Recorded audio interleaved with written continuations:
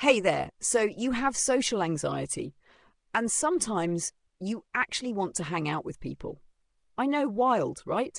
But then your brain is like, absolutely not, we're staying home, and you're stuck there, pulled in two directions, feeling like a confused rubber band. Here's the thing, this is completely normal, and I'm going to explain why using something that might sound weird at first. People who are afraid of dogs but really want a dog. Stay with me. The person who's scared of dogs but wants one anyway. Picture this. Someone is terrified of dogs. Maybe they got barked as a kid, or they just never felt comfortable around them. But then they see their friend cuddling with a golden retriever. They scroll through videos of puppies doing silly things. They think, man, that looks nice. Suddenly they want a dog, but they're also terrified of dogs. So what happens?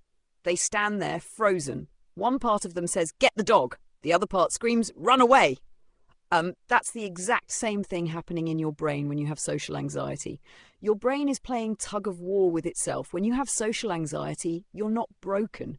You're just experiencing what psychologists call an approach avoidance conflict. Fancy words for I want the thing, but I'm also scared of the thing. For social anxiety, part of you wants connection, fun, belonging approach. Part of you is terrified of judgment, awkwardness, messing up. And for the dog-fearing person, part of them wants cuddles, companionship, puppy videos in real life. Part of them is scared of being bitten, losing control, or freaking out. Both people are stuck in the middle, going back and forth. Should I? Shouldn't I? But what if? And that feeling, that tug of war, it's exhausting. But here's the good news. Just like dog fearers can learn to love dogs, you can get comfortable socializing. The person afraid of dogs doesn't have to stay afraid forever, and neither do you. They can start small. Maybe they watch a dog from across the park. Then they stand a little closer. Then maybe they pet one for 2 seconds while their friend holds it. And guess what? The dog doesn't bite. It just wags its tail. Over time, their brain starts to realize, oh, dogs aren't that scary.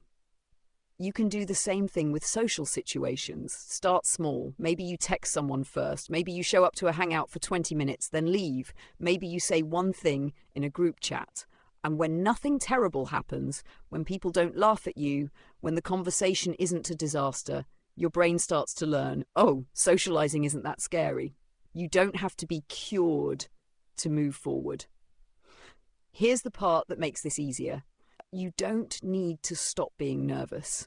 The dog fearer might always feel a little cautious around big dogs, but they can still enjoy having a dog. They can still love their pet, even if there's a tiny voice in the back of their head that says, be careful. Same with you.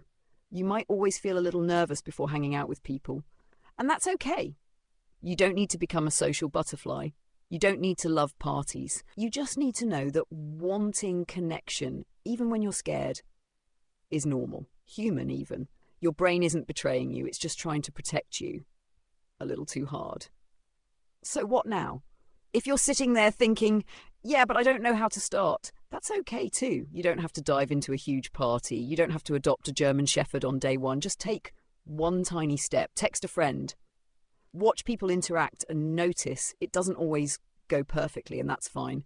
Imagine yourself in a social situation and it going, okay, not perfect, just okay.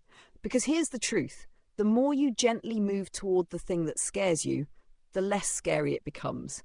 And one day you might surprise yourself. You might actually enjoy it.